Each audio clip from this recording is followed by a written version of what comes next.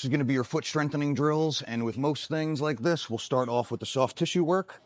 Go ahead and get yourself a massage ball or lacrosse ball of some type, and just go ahead and hit any trigger points along the bottom for as long as you need to get it nice and loosened up and feeling better. But then once you get the bottom, let's go ahead and deal with this inner meaty portion. Gets a lot of discomfort from heavy running.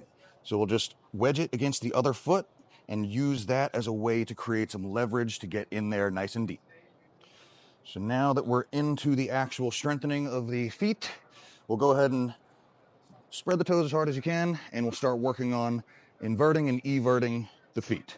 So just keep the knees nice and stable, but we'll go up on one toe, up on the other pinky toe, and just shift the body weight through the feet and start to learn how to roll with the ankles properly.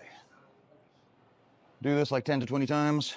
Then we'll go ahead and widen it out, extend the base, bend through the knees, and even harder twist. So we're allowing the hips to move, letting you rotate through on the entire foot. Do the same thing, same amount of repetitions.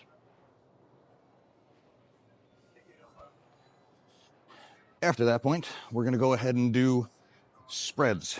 We're going to take the toes, set up in our tripod stance, and we'll go ahead and just spread them as hard as we possibly can.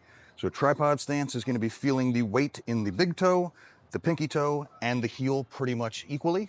And then we're just going to spread them as wide as we possibly can. Do that like 8 to 12 times. You'll feel the feet start to light up with these. Once you get done with that one, we'll go ahead and do independently just the big toe lift. This one's a little bit easier, so keep the other 4 toes planted down and gripping the floor, and independently start moving this big toe. Once we get that side done, we'll go ahead and flip over to the other 4 toes.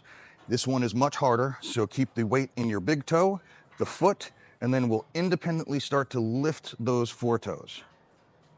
This one is significantly harder.